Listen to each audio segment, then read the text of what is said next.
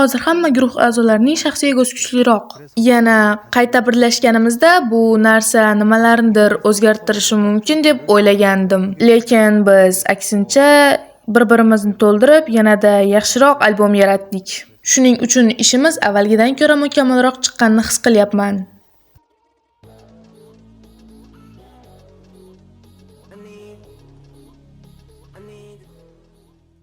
BTSdan V. Rolling Stone muqobil intervyusiga yana bir bor xush kelibsiz. Taklif qilganingiz uchun rahmat. Guruh sifatida yana birga qaytish qanday his-tuyg'ularni uyg'otmoqda? Biz uchun yettalamiz yig'ilib ushbu albomni chiqarish ustida ishlashimiz uchun umumiy hisobda 5 yilga yaqin vaqt ketdi. Albom hali ommaga taqdim etilmagani sababli buni hali to'liq his qila olmadim shekilli. Biroz hayajonlanyapman. 2022-yilda tanaffusga chiqishingiz aniq bo'lganida nimalarni his qildingiz? Buni oldindan bilardingizki, to'g'rimi? Harbiy xizmatda bo'lganimizda sahna ko'rsatishni qanchalik xohlamaylik, buni amalga oshirishning umuman ilojisi yo'q edi. Shuning uchun sahnani juda ham sog'indim. Albom chiqarishni, qo'shiq aytib raqsga tushishni xohladim. Men buni aniq his qildim. Keling, buni kuchli istak deb ataylik. Lekin vatanimiz xizmatida kerak bo'lganimiz sababli o'sha paytdagi vaziyatimizda qo'limizdan kelgan eng yaxshi narsani qilishimiz kerak edi. Shuning uchun men bir muddat BTS a'zosi V'ni unutishga harakat qildim. Toki bor e'tiborimni Kim Taeyong sifatida yashashga qaratishim uchun tanam va aqlimni qaytadan tikladim dedingiz. Bu nima degani? Bu fikr men uchun juda muhim edi. Harbiy xizmat muddati ancha uzoq bo'lishini bilardim. Shuning uchun bu vaqtni qanday qilib unumli o'tkazish va bekorga sovurmaslik haqida ko'p o'yladim. Birinchi navbatda o'z qadriyatlarim va sog'lig'im haqida o'yladim. Shuning uchun jismoniy mashqlar qildim va ko'p kitob o'qidim. Ichki dunyomni tartibga solish va uning ustida chuqur o'ylashga harakat qildim. O'tmishimga nazar tashladim va kelajakda qanday inson bo'lishni xohlayotganim haqida mulohaza yuritdim. Xullas, o'sha 1,5 yil davomida juda ko'p mashq qildim. Ko'p o'qidim, ko'p musiqa tingladim. O'ylaymanki, bu menga tanam va aqlimni qaytadan tiklash imkonini beradi. O'qiganlaringiz ichida eng muhimi qaysi biri edi? Boshida Keigo Higashinoning ko'plab romanlarini o'qidim. Shuningdek, 11 qadam nomli kitob ham bor edi. U qaysidir ma'noda falsafiy kitob edi. Lekin qaysi kitobni o'qimay, o'zimni o'sha matn ichida ko'rardim. Misol uchun, o'zimni romandagi qahramon sifatida tasavvur qilardim. O'shanda xayolot dunyosiga juda chuqur sho'ng'ib ketgandim. Do'stimdan, "Hoy, kitob o'qimoqchiman. Tavsiya qiladigan kitoblaring bormi?" deb so'radim. U esa juda hayajonlanib, Han Kang va Keigo Higashino kitoblarini tavsiya qildi. Shuning uchun faqat shu kitoblarni o'qidim. Amillar avvalgiga qaraganda o'zingizga ko'proq ishongandek ko'rinasiz deyishmoqda. Haqiqatan ham o'zingizga bo'lgan ishonch ortdimi? Gap shundaki, mashg'ulotlardan keyin tashqi va ichki dunyoyimda mashq qilmagan paytlarimdagiga qaraganda katta o'zgarish ko'rdim va his qildim. Shuning uchun bo'lsa kerak, hozir qomatim o'zimga ko'proq ishonch bag'ishlaydi. Ha, demak guruh a'zolari ichida eng ko'p shtangani siz ko'tara olasizmi? Xullas. Albatta. Necha kilo ko'tara olasiz? Men 105 kilogacha shtanga ko'tara olaman. Lekin harbiy qismimizdagilar buning uchun meni go'dak deb hisoblashardi. Chunki bizning qismimiz mamlakat reytingidagi bokschilar, kurashchilar, mintaqa chempionlari va har xil sportchilardan iborat edi. Shuning uchun ularning yonida men hali ham chaqaloqman. Lekin BTS a'zolar bilan solishtirgandami? Solo musiqangiz ustida ishlashda juda ehtiyotkorsiz. Yaratib qo'yib ommaga chiqarmagan yoki o'chirib tashlagan qo'shiqlaringiz ham ko'pligini bilamiz. Lever albomini dunyoga taqdim etish uchun qanday ma'noga ega edi? Lever men uchun shunday bir vaqtda keldiki, o'shanda men BTS a'zosi V sifatida shu paytgacha bosib o'tgan yo'limga nazar tashlash zaruriyatini his qilgandim. Lever so'zi manzillar orasidagi bekat so'zni anglatishi mumkin, lekin men uchun bu hayot to'g'ri chiziqdan iborat emasligini ifodalaydi. Men shuni aytmoqchimanki, men shunday uslubda musiqa yoradaman, lekin boshqa ko'plab uslublar ham yoqadi. Men jazni, klassik musiqani va hatto muqobil musiqani ham yaxshi ko'raman. Shuning uchun buni ARMY va tinglovchilarimiz bilan baham ko'rishni xohladim. Men musiqani chin dildan yaxshi ko'raman va Lever albomi mening o'sha aksimdir.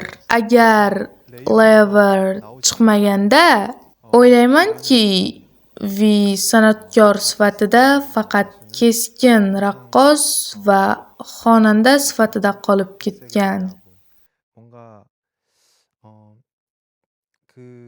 Ichidagi barcha turfa jonli ranglarni namoyon qila olmagan bo'lardi. Men o'sha ranglardan birini ko'proq o'rganishni xohladim. Shuning uchun u albomni katta e'tibor bilan tayyorladim. Bu galgi BTS albomi solo ishingiz juda farq qiladi-ku. Albomga kirishar ekansiz, ijrochi xonanda va guruh a'zosi sifatida o'z oldingizga qanday maqsad qo'ygandingiz? Birinchi va eng muhimi, bu albomda mening didimga mos kelmaydigan bitta ham qo'shiq yo'q.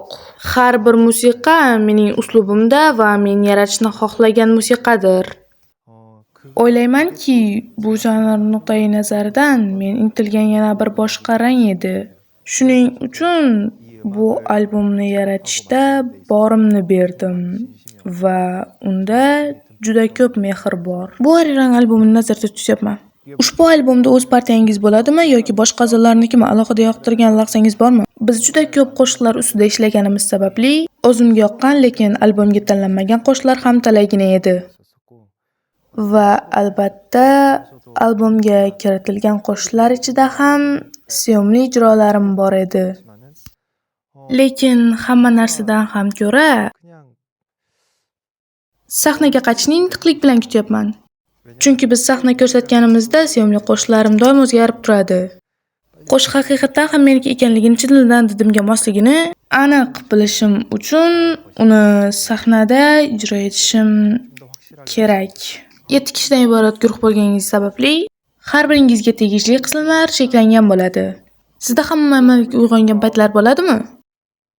Bu qo'shiqda ko'proq qismni ijro etgim kelyapti degan yoki o'zingiz ko'proq chiqqan qo'shiq albomga kirmay qolganida shunday bir g'ururingiz og'rigan paytlar bo'ladimi? O'ylaymanki, men ko'proq ishni a'lo darajada uddalay olishim haqida qayg'urardim. Chunki o'zimga yoqqan narsani qanchalik ko'p tinglamayin, uni o'zim sahnada ijro etishim butunlay boshqa narsa. Shuning uchun biron narsani yaxshi ko'rsam ham uni o'zimga mos keladigan va tushunarli tarzda talqin qilish hamda qayta tasavvur qilish uchun juda ko'p harakat qilishim kerak. Lekin biron qo'shiqda qismlarim kamroq bo'lsa yoki markaziy rolda bo'lmasam, bundan aslo xafa bo'lmayman, chunki u joyni boshqa bir guruhdoshim to'ldiradi. Men shunchaki qaysidir ma'noda yangilik his qilaman. Yagona narsa, agar yettalamizga ham mos tushmasa, o'qishdan shunchaki voz kechamiz. Guruh ichida hamma a'zolarning o'rni bir xildek tuyuladi. Siz ham shunday his qilasizmi? To'g'ri, va yettalamiz ham solo karyeraga ega bo'lganimiz sababli har birimizning shaxsiy